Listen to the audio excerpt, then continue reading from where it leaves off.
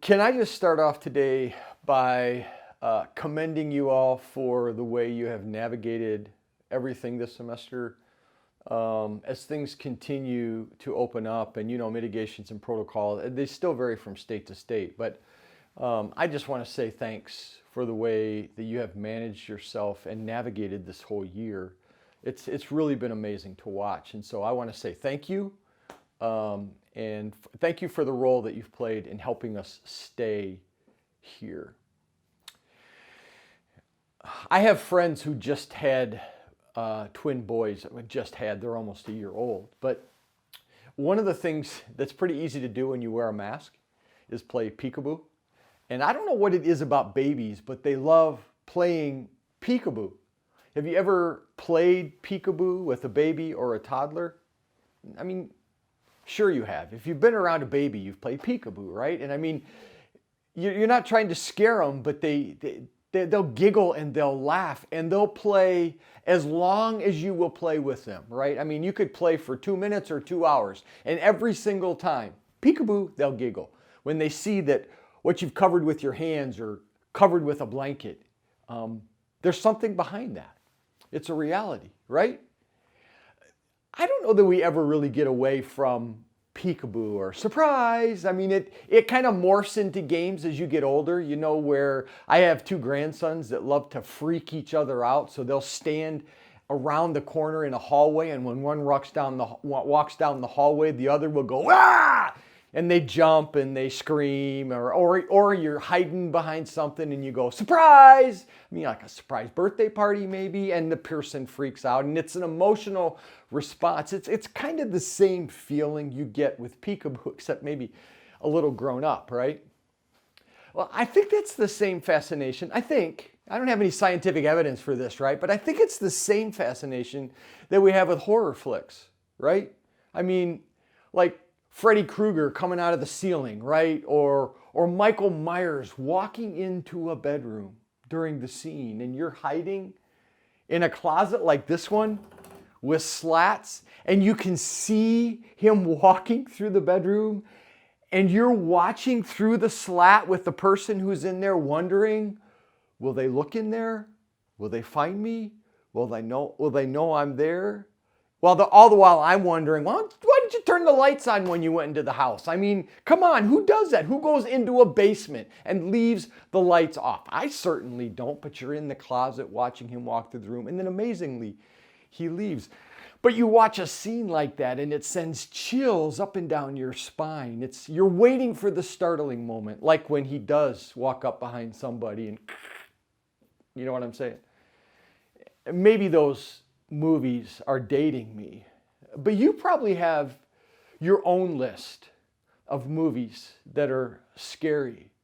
One of the scariest movies for me that kind of freaks me out a little bit is a movie called Signs.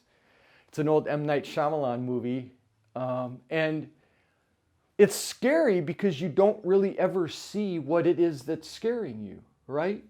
And it's all revolving around this same emotion of being startled or being surprised or being freaked out or just being outright afraid, Like when somebody jumps around a corner at you and scares you and you scream and you got to find your way to the bathroom as quickly as you can. You know what I'm talking about? That type of fright.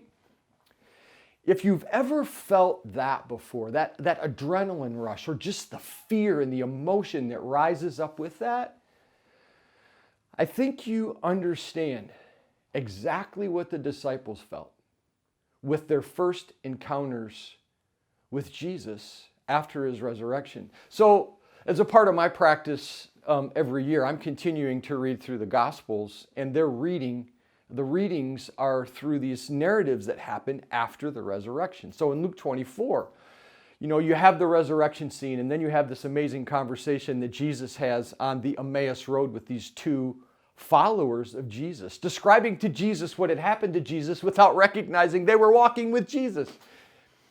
And then he breaks bread with them, and they know who it is, and then he's gone. Poof, gone. And the next moment, he shows up in this house where all the disciples, Mary and the other disciples, were hiding out behind locked doors because, again, they were afraid. They were afraid for their own lives. And Jesus shows up and he looks at them and he says, "Peace be unto you." I don't think they heard peace.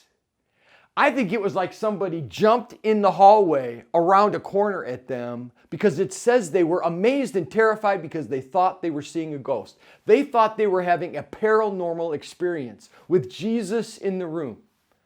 Jesus had just said, "Peace be unto you," but that ain't what they heard. They heard, "Surprise!" and they freaked out. Mark's paraphrase of what the gospel is saying, right? Here's the crazy thing about that. It was only 8 days earlier that Lazarus was called out of the grave by Jesus. So this isn't the first time they'd seen it happen. And then Jesus had told them time and time and time again that he was going to be beaten, arrested, murdered, but in the third day he would rise again. Hadn't he told them that? As a matter of fact, in this encounter, he tells them again that these things must happen in this way. And here I am. And they're freaking out, right? Wouldn't you have thought that if you were a follower of Jesus, on the morning of the third day, after everything that he had said, you would have been sitting outside the tomb waiting? But that's not what happened. As a matter of fact, there's only one gospel writer who talks about the guards that were there who were bribed to keep what had happened quiet. While Jesus says in Luke 24, what you see here, what is happening around you is now yours to tell. Imagine that. The responsibility of being a witness to the fact that Jesus is alive, falling on the people who were hiding behind locked doors, fearing for their lives, freaking out when Jesus actually shows up, to the point where Jesus has to prove this isn't a paranormal experience and says, "Go ahead, touch my hands." It wasn't just Thomas now. It was, touch my hands, touch my side. It's really me, flesh and blood. This is a physical resurrection here taking place. As a matter of fact, you have something to eat. Let's eat together. And they did what was common practice for them. They ate a meal together. But in the midst of their hiding out and their fear, what's the first thing that Jesus says to them? Peace. Peace. Wasn't the first time they heard it. It won't be the last. But the first words to Jesus, when he walks into a room of startled followers, scared out of their minds, he offers peace. In the middle of their whatever, peace.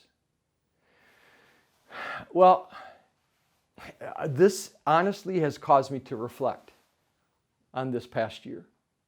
Retrospectively, just like the gospel writers, right? Luke's writing probably 30 years after all these stories took place. So he's writing retrospectively, and we get to look back at the last year with the same type of vision.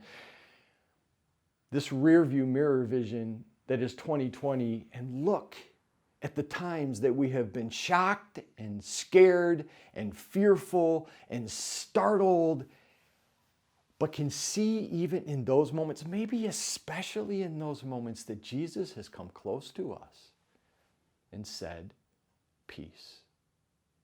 My peace I give to you." So I don't know, maybe this is just a good word for me today. I don't know what you're going through. I don't know who's watching this. I don't know what you have brought into this moment when you started watching and listening to the words that have shaped me on this day for this moment. But here's what I want you to hear today. Into your whatever it may be, whatever may be happening, whatever has happened, into your whatever, Jesus offers to us again his peace. So today, may you know the peace and the presence of our Lord. And may it be as real for you today as it was for those behind the locked doors the first time they saw Jesus and touched him and ate with him again. Grace and peace.